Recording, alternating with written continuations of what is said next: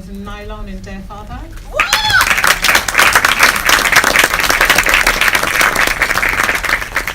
Udoka Oyeka, director of Lasky Vice.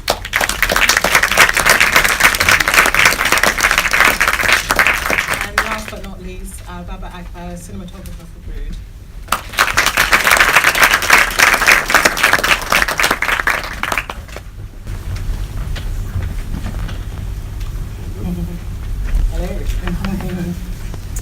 Mike, so I just wanted to start off talking about Born and Brood. So Born has quite a strong feminine narrative. I wondered if you could tell us about what attracted you to the story and how you were able to empathise with the experience of the protagonist. Do I have to lean in? Well, the story came about through just reading a newspaper article about a young lady who was given a sort of drink to terminate a pregnancy. So I guess I was just thinking, how does that scenario sort of play out if you're like a fly on the wall or something in the room? So yeah, I just thought it was like a really sort of strong, dramatic moment. So yeah, that's kind of where it started from. The script sort of, it was written as a feature, but I then made it as a short, and the script sort of came about that way.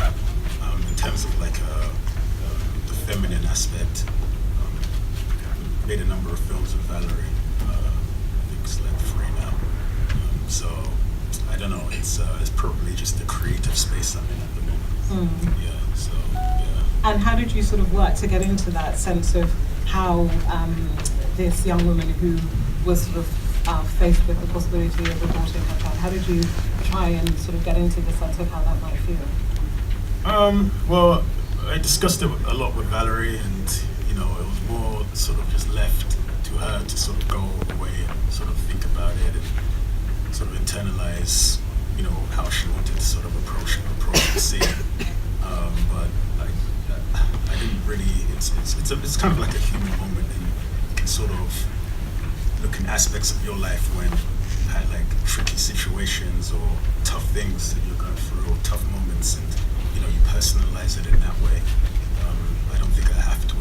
Obviously, I can't go through something like that. I don't think I have to live through that specific thing to be able to sort of relate to it. So yeah, I mean, I have my ways of sort of internalizing that sort of pain and that sort of dilemma that she was in. But yeah, I pretty much just do that to sort of just think about it. This is the situation, it's a tough situation, so I'll just go away and try and come up with something as I can. And your female lead, Valerie Dishy, you referred to, you cast her both in Born and Brood. How did you discover her, and what is it about your rapport with her that's led to you continuing casting her? Okay, well, I worked with Samuel Ajibola. He's quite famous over in Nigeria in a short film called Bleed. And once I'd sort of finished working with him, I asked him actually, I said, do you have any recommendations? Because I've got this role and I don't really know people have seen, people have sent me tapes, I don't really like them, they fit. He sort of recommended her, and funnily enough, someone else I asked recommended her, and a third person recommended her, so that's how it sort of came around. It's like, I'm getting all these recommendations, but she's sort of one of the ones that keeps sort of coming up. So, we sat down, we talked, and the producer, Daniel, he called her, and they talked, and we met, and we had a few discussions, and based on sort of her reel and stuff that she had sent me, I cast her. She didn't actually read for the role, I just sort of cast her based on what I'd seen her do, and she looked the part as well. So that sort of naivety, but not too young, not too old as well. So that's sort of what I was going for.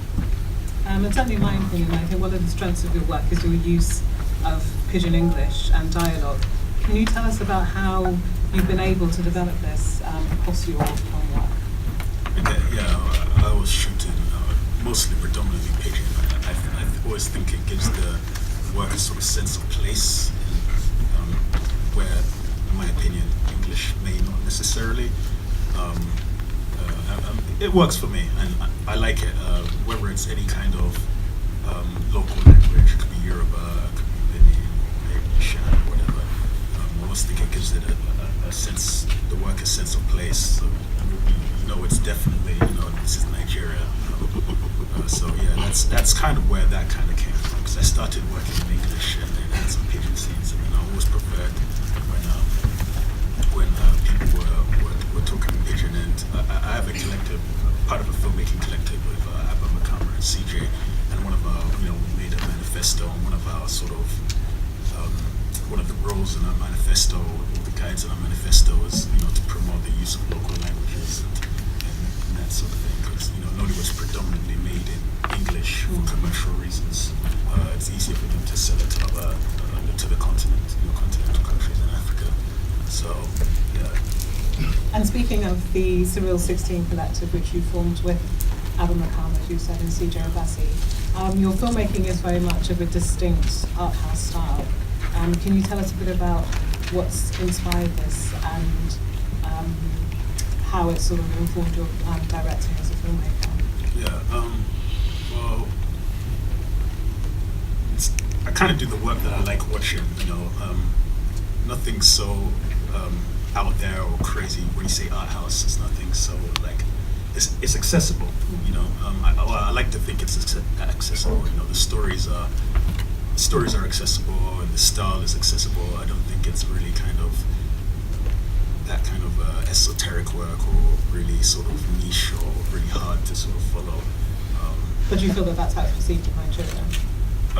Yeah. I mean, CJ did a zombie film for his debut. It's a really low budget zombie film called Ojuju. Got into sort of Fantasia, and they got into a lot of these genre festivals around the world. And when he came back to Nigeria, he was told it was an art film. And it's a zombie film. It's not an art film. Do you know what I mean? So yeah, I mean, anything that's not really comedy or romantic comedy or slapstick comedy or even say wedding films, that's considered it's considered an art film. So it's tricky, even if you're doing like a genre, Udoka did like a genre film. I'm not sure about his experience with Las Giddy Vice, but I'm sure a lot of people would say that's an art house, take it abroad, see what they say over there. That's the difficulty. And Wana, just on that note, I mean, we've had our own sort of personal conversations about your work, and I know that you have also had a sort of similar sense of your work not really being sort of understood or placed in Nigeria. I mean, I guess piggybacking off what he said about like the kinds of films that are generally being made, and I think even film is such a niche thing anyway, and then you have a system where most of the films are pretty much very conformist.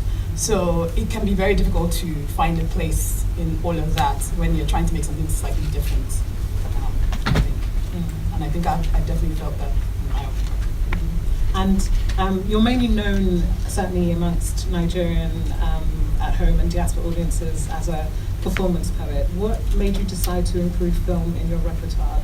So I'm actually a journalist as well, and so my background is in journalism, and I think I've always enjoyed film generally. I also went to an art school, so I've always I've just always enjoyed film, but I think I never had the courage to pursue it at the time.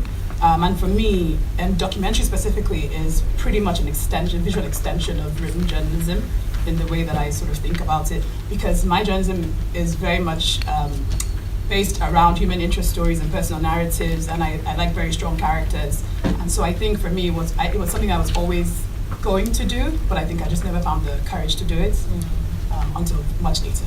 And speaking of courage, I mean, I certainly found your piece, Dear Father, very personal, very courageous. I related to it in terms of my relationship with my father, but I wondered if you could talk a bit about how the idea came about and how you were able to go into that place to sort of self-reflect and criticize, particularly in a culture where it's quite difficult to be critical of your elders, and to certainly be too pointed about some of their failings. So, oh gosh, boy, this is so personal now. So, my parents got divorced when I was about 10, so for 24 years my father's not been a part of my life.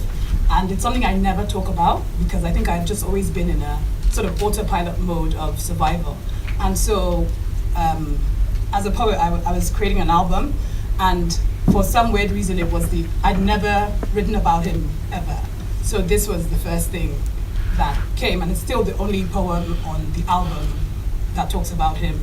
And I think in a certain way, the reason I used dance as well was because I've never talked about it. I don't talk about it. I felt that dance was an appropriate way to represent that, because it's your body is in a way your body embodies trauma and represents different things without actually having to say anything. So I thought it would be the best medium to represent that poem, so to speak. So yeah, I think just even writing the poem was very difficult, because at points I was stuck, because I had to confront a lot of personal feelings that I'd just thrown away in a bid to survive, so to speak.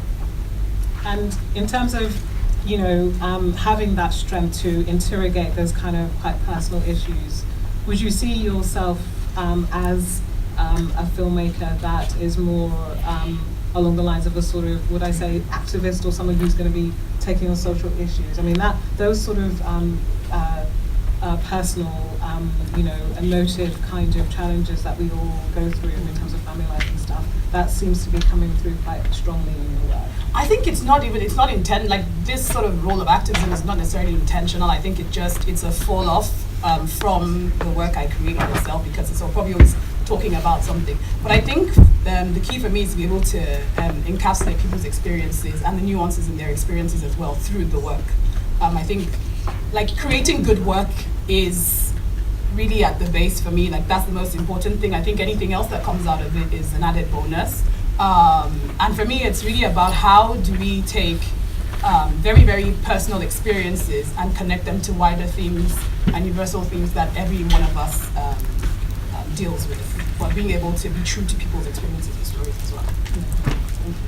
And Udoka, on that note of personal issues and challenge, I wondered if you could tell us a bit more about how Las Kitty Vice came together. And I mean, it felt like it had something quite true at its core. I don't know if it was it actually based on something that had happened to some of the individuals involved, or people who had inspired, who had written the film? It's funny because it was written by a guy. So Sammy wrote this, and I wasn't personally involved in any of the writing. And when I talked to him about the story and the script, it's more about him just trying to tell a revenge story, basically. So it's nothing personal. I don't think he has any personal connection. At least he didn't reveal to me that. He didn't tell me his sister or his auntie was, date raped or anything like that. But yeah, I read the script, and I'd known the producers and the executive producers for a little while, and it was an interesting story. I mean, it seemed like it had two parts, because for a big part of the script, these two guys are at a party and trying to pick out a girl for the night, and then you get to see that it's something that he does. He's a serial date rapist in a way. So it was fun to just catch them in the party, and then you see the other side of it, of who he really is and what is actually going on. So I thought it was an interesting story, interesting script. So it was basically a director to hire kind of thing. Like I had no involvement in the writing. Mm-hmm. And I mean, certainly when I first watched it, I was quite struck initially by the sort of overt sexualization of the women, and then of course the film takes this turn, which is sort of unexpected.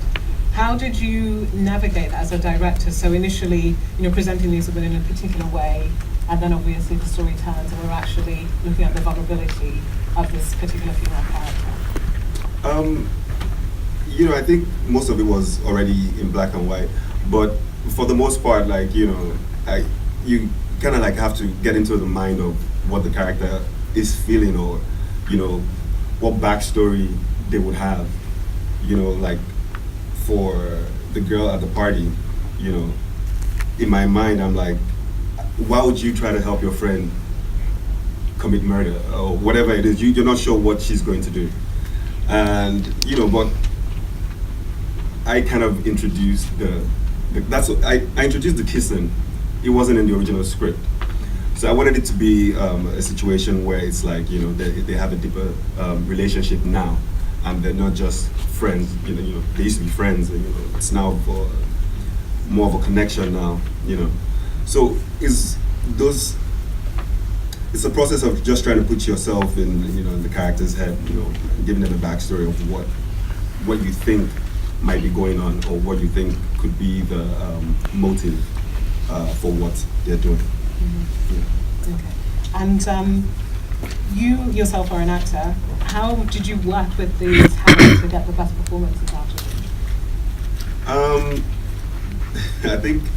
I think being an actor actually it's helped me when I'm directing other actors, because I guess I have a familiar language, you know, that they can easily understand, or I can easily channel what I'm thinking to them, you know. As an actor, I've worked with some directors that really, they might not be able to express themselves very well. It's in their head, and you know, they know what they want to capture, but the communication, you know, there might be a breakdown. I mean, it's not often. A lot of directors do know how to communicate with actors, but there is one or two that, you know. So I think it does help to have that background as an actor when you're communicating with your fellow actors, you know, and you're giving them directions. The guy who played TJ had never acted before, so this was his first time. Is he here? I think I thought he might be coming. Is he here? I don't know if he's here. I'm not sure. Okay. But you know, for someone who had never acted before, I think, you know, he took directions pretty well and kind of like flowed into it. Mm-hmm. Yeah. And you've made other social issue work. So, for instance, we showed your other short, No Good Time, at the Omonua in 2016. Would you say that as a director, you're particularly driven by more sort of social issue based sometimes? To a degree, to a degree. I did Living Funeral, which was about breast cancer, and No Good Time obviously was about Boko Haram, an immediate aftermath of the Boko Haram attack. I think I go through a phase where I'm thinking of, you know, what's happening in the country. My girlfriend, you know, had a double mastectomy, and a very good friend of mine who owns a cancer foundation, her whole family, you know, has been through, her aunt, her mom, you know. So it was kind of like us coming together and trying to tell a story of breast cancer, you know. And Boko Haram, we've been plagued with, you know, terrorism since 2009, and we weren't, as an industry, really talking about the issue.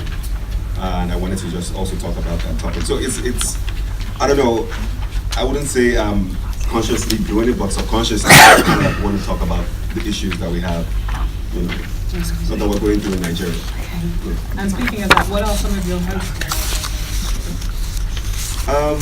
Obviously, there's you partly championing more sort of social conscious, everything like that.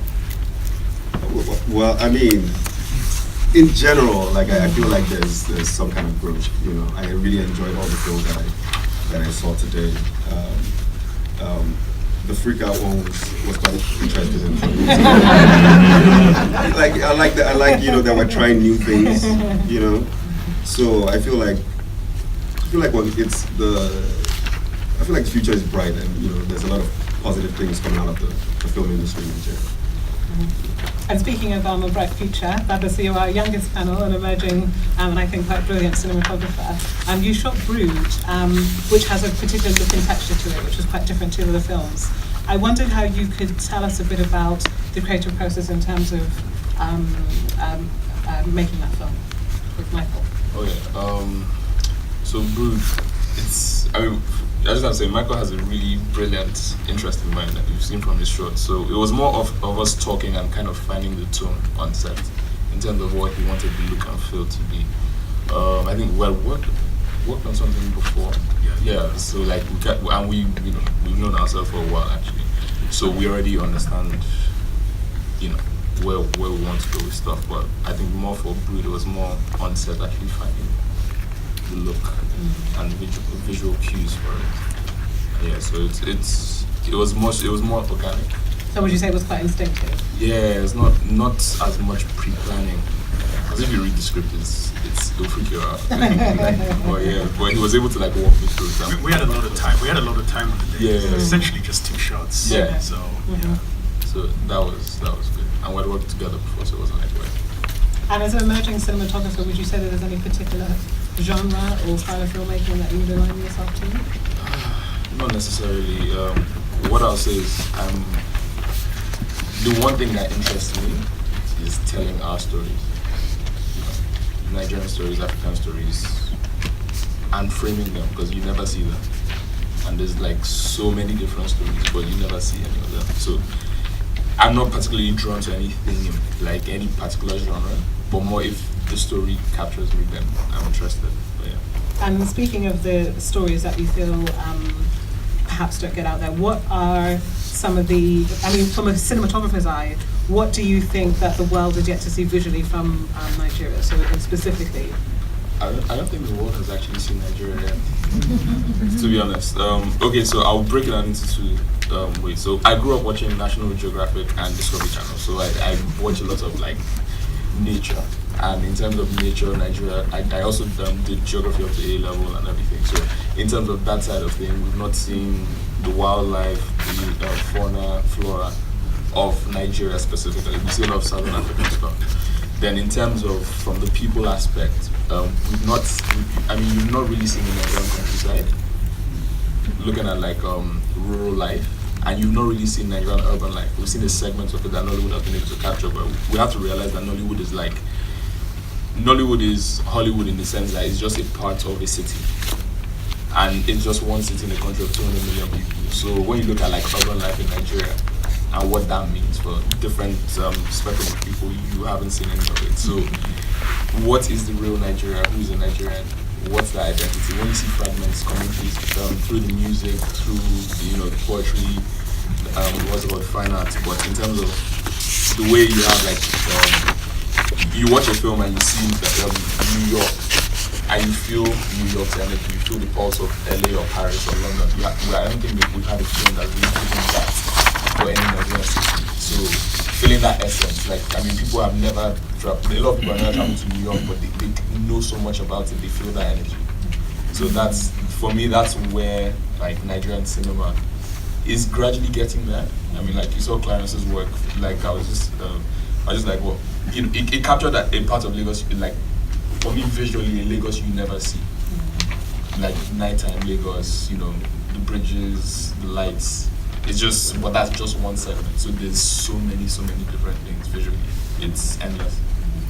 And at the moment, there's a lot of talk, both in Nollywood and sort of in the Nigerian diaspora community, about the prospect of Nollywood crossing over. From a cinematographer's point of view, how do you think that the industry can best go about this? Because obviously there's mixed views about what would actually cross over, what could be considered a more international offering for Nigeria.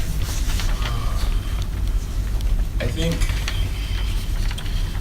going back to what Wana and Mike said, it's more a thing of, I would say, the types of films that are coming out. So we have a problem where if you're not doing the typical, let's say, comedy or slapstick comedy, you're termed as art house. So a normal drama that is what really gives you mileage anywhere in the world, you're termed as art house in Nigeria. So in terms of Nollywood breaking out, it has to break out artistically first before it get that commercial acclaim.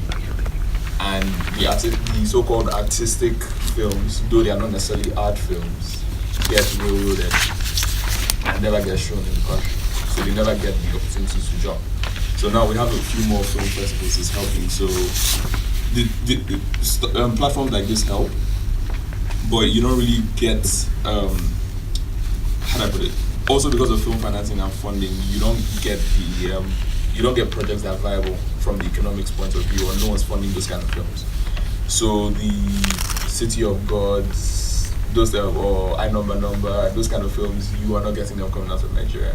So I think we need to focus more on films that actually speak about us and are true to who we are. Because for me, I think people might also understand that Nollywood technically is different from Nigerian cinema, in the sense that Nollywood has a very confined range of themes and topics and motifs that it deals with.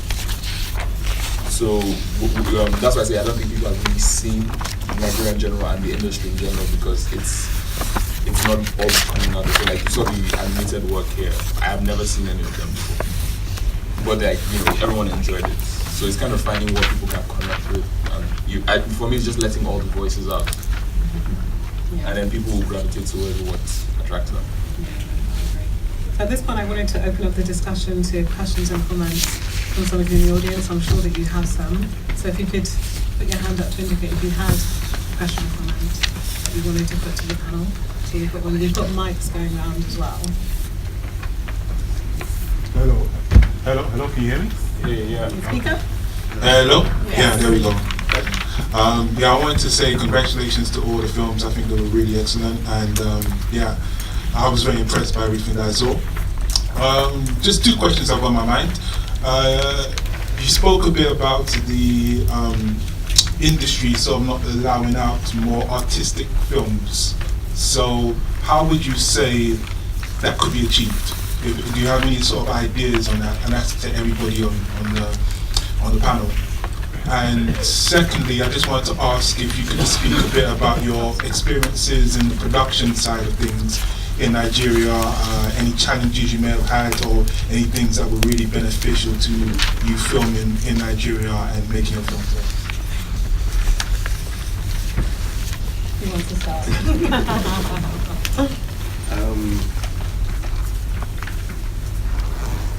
Let me talk about the challenges. I think. Let me just say this: there is little or no structure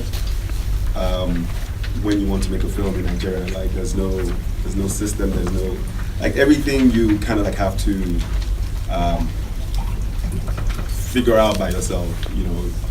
If you're looking for a good crew, there's no place you go to. You literally have to either watch films and see something that you like and try and find the person. Same thing with trying to raise funds or trying to find, a good actor, like he was, telling his story about how he found his actor. So I mean, and things like contracts don't the whole little People take it personal. it doesn't make any sense to even sign a contract with your actors or anyone, because when they're up and leave, you're not even gonna. You don't have the strength or the energy or the money to start a lawsuit over 200 naira. It doesn't make sense, So you just have to pray. You just have to commit it. To God be the glory. Yeah, to God be the glory. That's why you see that at the end of every film. Yeah, I've had a day when I shot No Good Turn, the film on Boko Haram. Yeah, I had paid for the location, paid 400, paid the location, and on the morning where we're supposed to start shoot the first principal photography, cast, crew, equipment, extras, everything was outside, and the lady had locked her gate, and nobody could get in from 6 in the morning till 7 p.m. And I had to pay an extra 400,000 naira for us to use the space, because we had built the set inside. We spent the whole week building the set inside, and there was no access to it. And I had the place for 3 days. I lost the whole day. And when we finally got in, the lead actress left, just up and left. So it's a very special place. You learn, and by the time you get to other projects where you're now comfortable, or where there's funding and where everybody's paid well, it's the whole industry is basically the lowest level of indie you can imagine. Right. Most of the time. So it's yeah.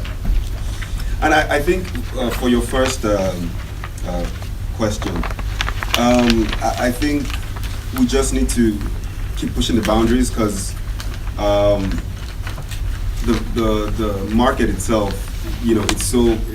I think we haven't given the audience a lot of options, you know, so they're very comfortable with, you know, the comedy, and you know, we're not really engaging them the way we should. And I think maybe that has, you know, I can't really blame filmmakers. The films don't get shown. You know what? That's what I was gonna say. Like, I can't really blame the filmmakers. You know, there are some quote unquote gatekeepers, you know, to the industry, and you know, it's about what they want and, you know, their own projects, and you know, you find out that, like, for your film to be shown in the cinema, you know, it's literally about 2-3 people that make that decision. You know, so it's a process, and I think by getting more film people, more filmmakers involved in, like, you know, the administrative part of film. Film lovers. More film lovers. Well, yeah, okay, getting more people that would appreciate film, you know, in the administrative space, you know, then maybe we'll start to, you know, pass some nice films across to the audience. Yeah. I mean, I can speak on my own challenges in terms of documentary work. One of the biggest barriers, I would say, is culture, because Nigerians have a culture of secrecy and shame. So it is incredibly difficult they can tell you this whole story. Every Nigerian has a story. They can tell the story in secret, but once there's a camera in their face, it's not going to happen. So that already is like a very huge challenge. And then even in terms of funding that work, most people, when it comes to the documentary work, go to like donor agencies for funding. Now, donor agencies all dependent on what they are focusing on at the moment. So there will be a season of anti-corruption. There will be a season of fistula. There will be a season. So you're saying you want to make work about grief, and they're just like, I don't understand what you're saying. So I mean, those are certain kind of challenges. So a lot of the time, people who are probably interested in documentary end up making pretty much NGO films or sometimes propaganda films, because it's what they're giving money to do, and that's what they're able to create at the end of the day. I want to say thanks to Nadia. I'm a filmmaker living in Nigeria. I come all the way to London to see films that I wouldn't normally see back in Lagos. So thank you very much for that. But also, I think the comment about not being able to make films outside a certain genre, I agree. But I think it's happening here as well, because I was looking for films to see here that weren't the usual kind of American mainstream or the usual comedies, and even so-called independent cinemas are showing this generic Ant-Man and blah blah blah. So I think it is a problem that Nigeria hasn't had a chance to explore that yet. But I think it's becoming a global problem as well, actually. It's becoming very generic. But yes, I agree. And I'm glad that things are coming out now that are outside the sort of Nollywood. Nollywood, I don't mean that derogatory, but like you said, it's a genre. Yeah. And it's good to see, I said, coming out of Lagos to see films in London about stuff I don't see at home. It's kind of weird. Thank you, Nadia, for that. It's great. Any other questions or comments? Okay, we've got a few at the front. Do you want to put your hands up? Question? Yeah. Just going on from what the lady just said about commercialization of the industry and how Nigerian cinema is poised to become more artistically appreciative. What is your priority as filmmakers? To edify the world in terms of Nigerian cinema, in terms of the creativity of you as artists, or is it more to be part of it's a bad word, but a movement of creatives that make the domestic audience more forward-thinking? They're not necessarily mutually exclusive, but it's just a question about what's your priority, because one is about global perception, and we all know what the the perception of Africa is, and then the other one is about sort of what our people think about our art. You wanted to say I think I have a dig at that. Personally, I'm more focused on local than global. Global is nice, it's great if you get it, but then there are a lot of issues with that. I feel we don't have a lot of self-appreciation for our art history and our own process. And so when we focus overly on how people externally, either in the country or the continent, see us, it's kind of messes up our perspective. So since we haven't gotten our identity locked on yet, if we just jump out, we're gonna get it muddled up. So yeah, it's a tough one. Yeah, but I feel like we also have a lot of opportunities for growth internally. So everybody talks about this external markets or external. I mean, for me, the only thing externally that might be of value, even in the long run, that we might not have now is the kind of critical acclaim or, you know, getting an Oscar nod or something like that, or the big festivals. But if you're looking at commercially, Nigeria is one of the 8 biggest countries in terms of population. And in terms of actual markets for film, you have the United States, China, India. Next one is really Nigeria in terms of population that can buy your stuff. So if it's just in terms of who you want to get, it's Nigeria first, and then you have the whole African 1 billion people. Yeah, so even economically, it makes more sense. But yeah, I think also from how we think as a people, I think it's more important that we focus locally, because so much of our history is eroded completely. Like, I mean, I only started learning about Nigerian history when I moved to the UK to school. That's how bad it is. I think they only brought history back into the curriculum this year or last year. So it's, I mean, going back to what the lady said about the UK and America, you're starting to have that issue of commercial films, but you've had like 100 years of an industry focused on other things, and now it's going back. We've not really had that. So you're looking at, we've lost out on 100 years of what film actually is. So yeah, that's why I focus more on local. Did anyone else want to? I mean, I think for me personally, I think I create work that I want to see, but I haven't. So you're looking for certain stories and you don't see them, and I create. For me, it's about creating the work that I want to see, and I think that's important as well in itself. I think that also allows people see themselves in film, or see themselves on screen, or see their stories, and then I think it's also a sort of a trickle-down effect in this idea of multiplicity in terms of the kind of work that we see. So you get to see something that you would like to be part of, or you see yourself reflected, and then you also want, it gives you almost the courage to create the kind of work that you want to create. I feel like film and cinema, it's like an international language, and if you focus on the story, for me it's all about the story and what story you're trying to tell. You know, focus on the story and focus on making a movie the way a movie should be made. I feel like people will connect to your characters and will connect to your story. And when you talk about, like, you know, going international or being local, I feel like anyone from anywhere can, you know, connect to your film.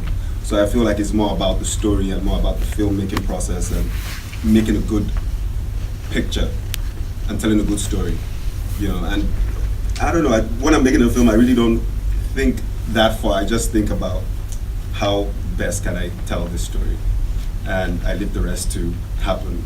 If it happens, it happens. If it doesn't, like, you know, if you like my film, thank you. If you don't, I'll learn from it, you know, that kind of thing. So yeah. Okay, we had another.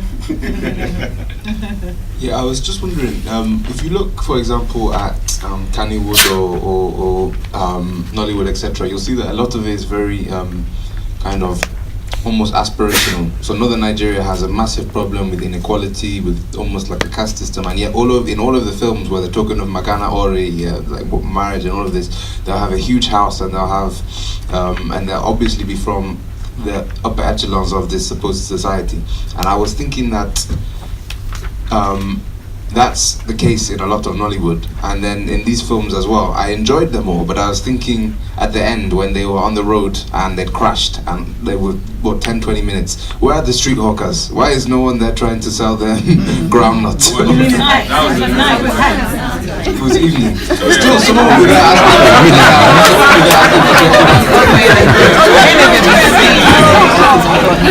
in general, I'm wondering whether those who have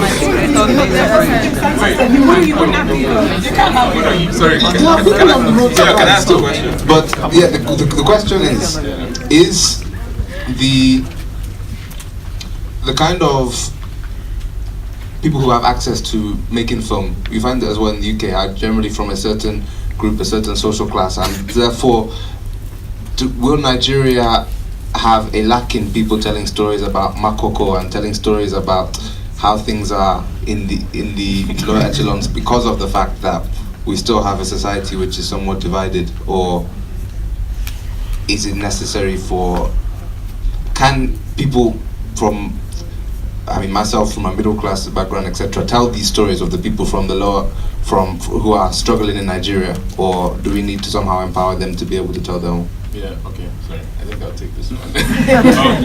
I was going to ask you a question. How familiar were you with Lagos are you? I've been a few times. Okay. I'm not hugely, but I've been like 3 or 4 times. And freely throughout whenever. Yeah. Okay. So coming back to the question you asked before about the international, getting that international audience and whatever, and this is part of what I was talking about. It's some, and I think you guys will probably share this sentiment as well. There seems to be like a policing of what Lagos should look like, or Nigeria should look like, or what the film should be. But you can't know as well as the people that stay there. So it's about expression. Everyone's going to express what they want. I mean, how many films? Okay, first of all, it's midnight in Lagos, so you're not going to see anyone honking at that time, depending on where you are. But how many films of LA have you seen with people begging? You see films of LA that are set in Harlem, in New York, for example, that are set in Harlem, that are set in the Rough. Yeah, that's set there. But again, there are films about Makoko. There are films set there. These kinds of films that are always come out. But the problem is, what I see sometimes is when you have a film that's not that, it becomes an issue, so to speak. It's not that there was a film that's not that big. It's that there were about 12, 13 films, and none of them looked at that in any kind of way. That's what I was thinking. I know, but why does it have to? No, but there were. But why should we give a perception of image where there are 14, 15 films? This is just one program. This is just one program of 12. No, yeah, but again, coming back to it, is but we're in England, so everyone here is going to be from a certain background, whether we're diaspora or whether we are from the continent. No one here is going to be from Makoko. So these are things we need to look at, because we are going to be quite a middle class group of people here in London. No, I get, but like the lady said again, okay, I'll ask you a simple question, right? Because I'm very familiar with the UK. How many people in the UK have access to making films from the class point of view? Generally people from wealthier backgrounds. From wealthier backgrounds, right. So it's a global problem.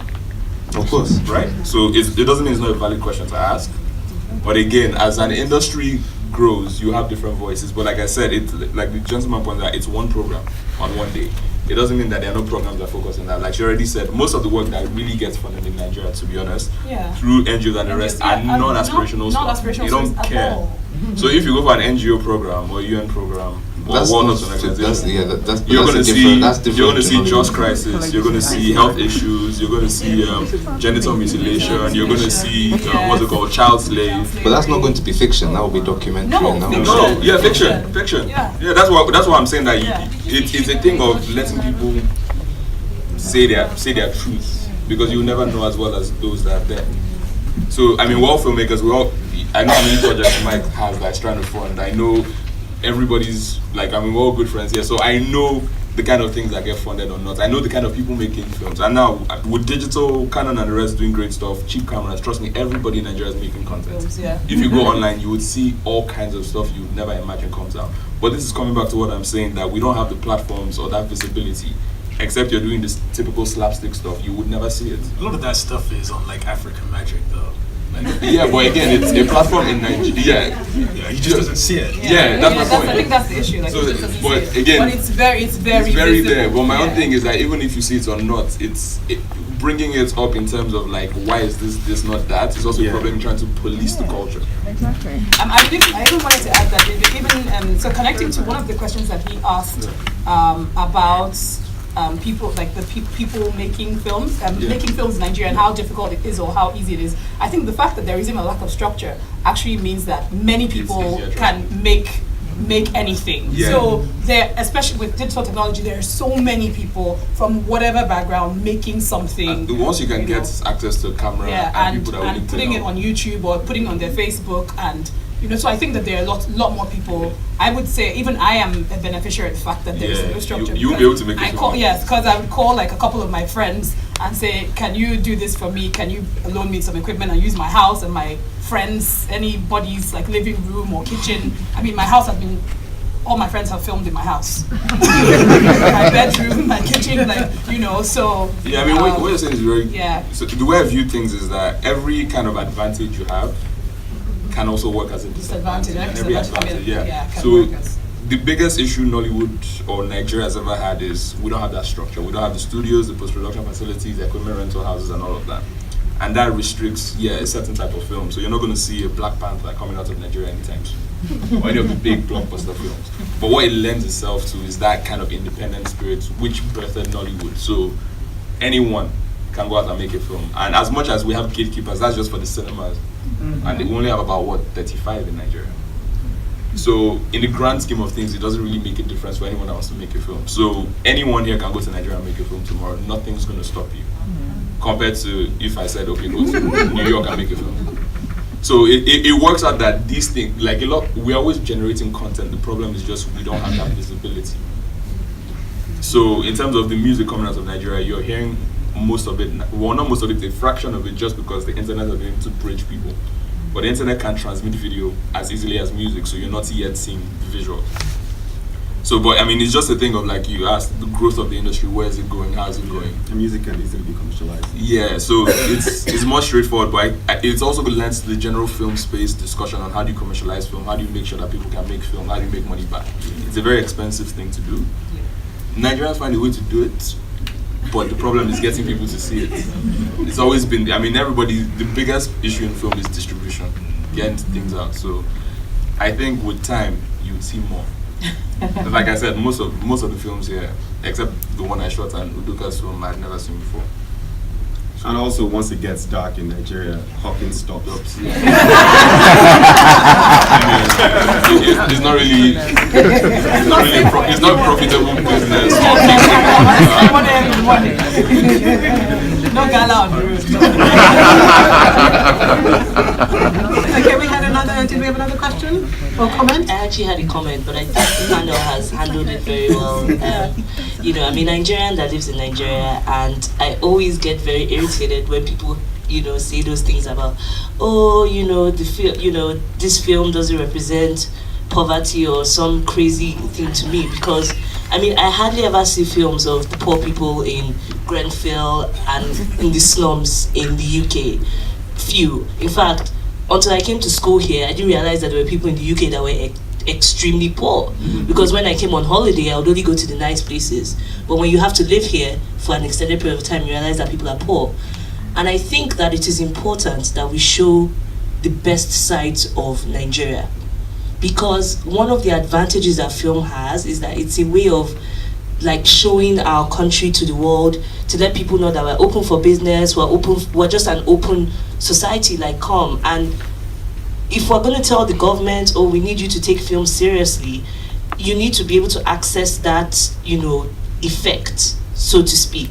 So that's why everyone wants to go to the US, because they've sold us through their movies that the US is the best place in the world. They've sold the world the American dream. There's nothing wrong in selling the Nigerian dream. I'm so sorry. I have absolutely no apologies about that. And if you want to see poor, hungry people in Nigeria, just turn on Iroko TV.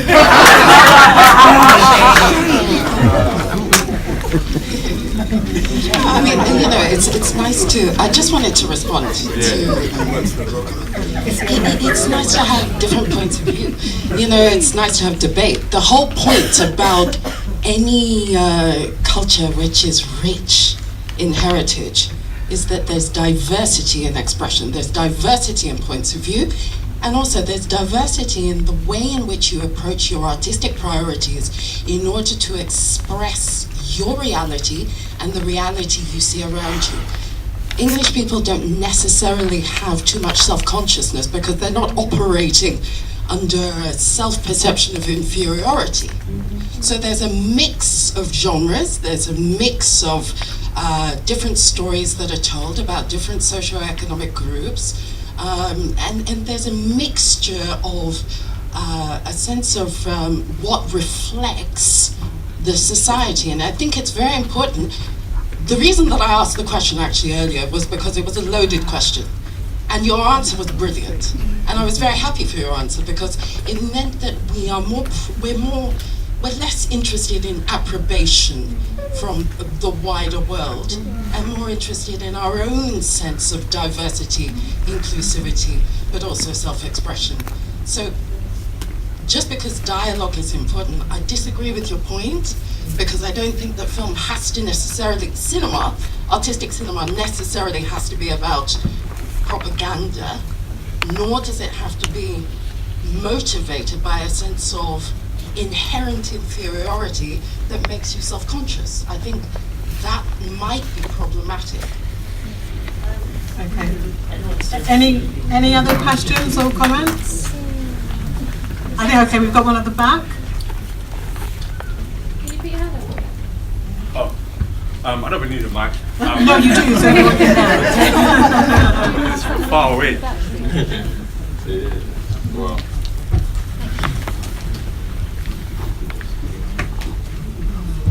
Hi everyone.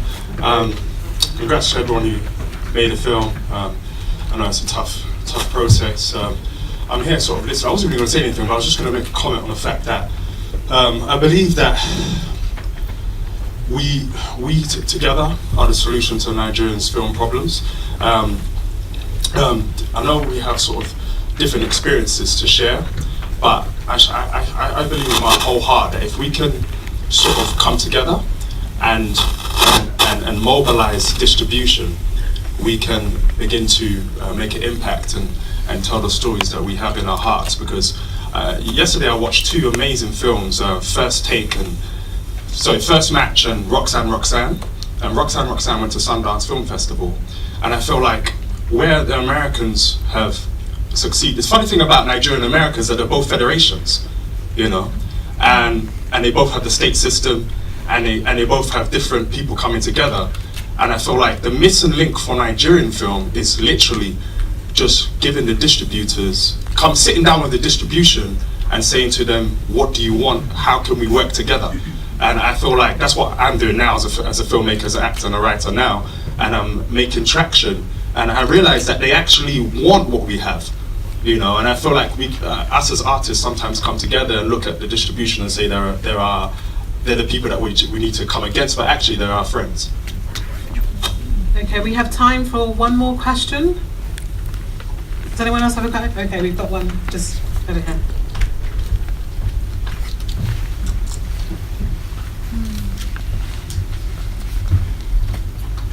Okay, first of all, thank you, all of you, for such an interesting discussion, and it sort of reminds us how much more of this we need to do and how many more opportunities we need to share a lot of the debate and discussion. But just I really enjoyed the films today as well, so that was a real pleasure. My question is, having been part of a programming, part of a BFI and program for the last over a decade, were any of you as filmmakers influenced in particular by Nigerian filmmakers who'd come before, and just out of interest, if that was the case, which particular filmmakers?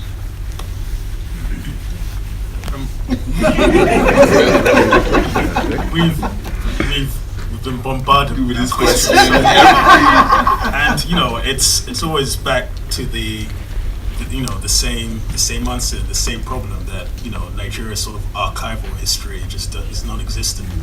You know, the Ola Balagoons and, you know, yeah, exactly.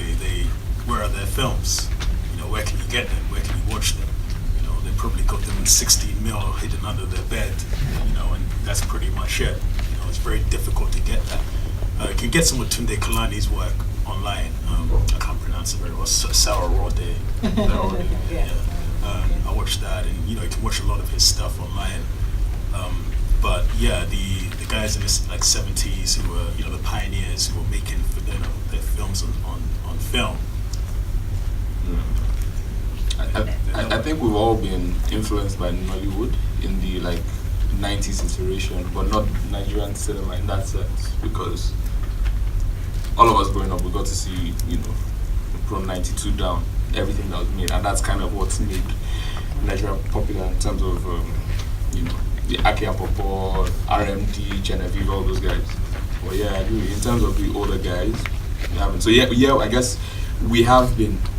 But I guess what they're really looking for is in terms of like film style and the rest, which is. I mean, you usually have to go to the francophone countries or Europe for that type of like influence. For me, anyway. Maybe for a few others here, it's more that kind of art house style that you get from the Sembians and those types of filmmakers, more so than you get from the sort of Nigerian film. I mean, a lot of the Nigerian stuff was inspired by the theater. A lot of them were like they worked in theater and then they transitioned to film. So a lot of the stuff was very theatrical, and then that's kind of like our film sort of history.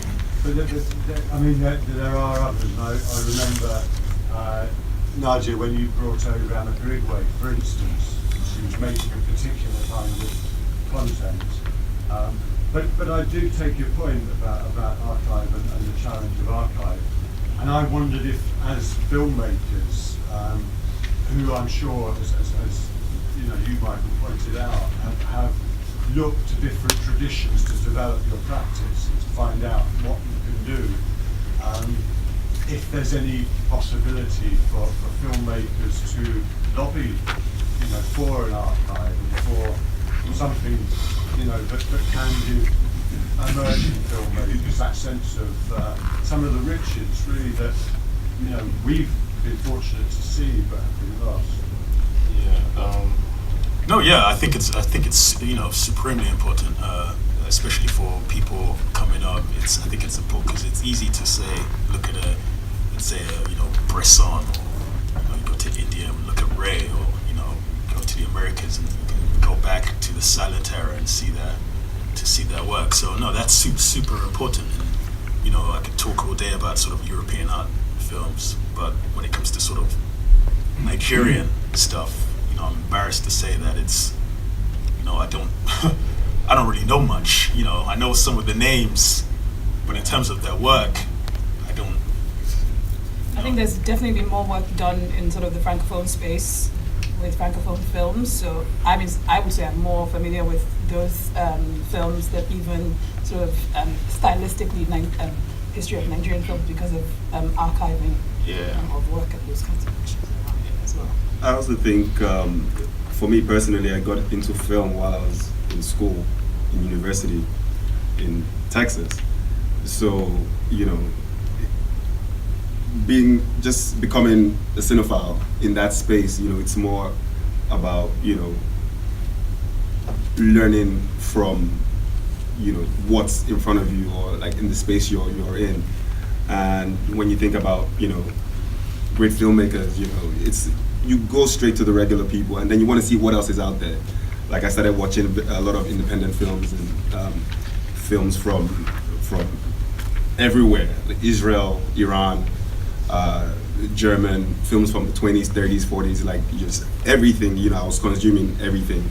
I would watch a Nigerian film, and because of the knowledge I now had, I would know, okay, I can't really get into this because it's some elements are missing, and then I can identify what those elements are. But as a filmmaker, you learn. That's why I said earlier, like film and cinema is an international language. I can learn from everywhere else and come and tell an African story and tell it properly now. So we've had issues like everyone has said with archiving. We can't even find I hear about Olabalogo and all these people, but we can't see the films, but we know that they made very good films back in the day. But I feel like that narrative going forward, is going to change.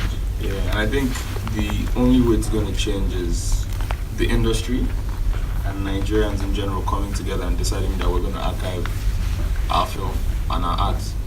Because no one's going to do it. The government is definitely not interested. They have too many issues. It's the truth. It's true. We don't have life. So yeah, I think we have to make that conscious decision and start doing that going forward, because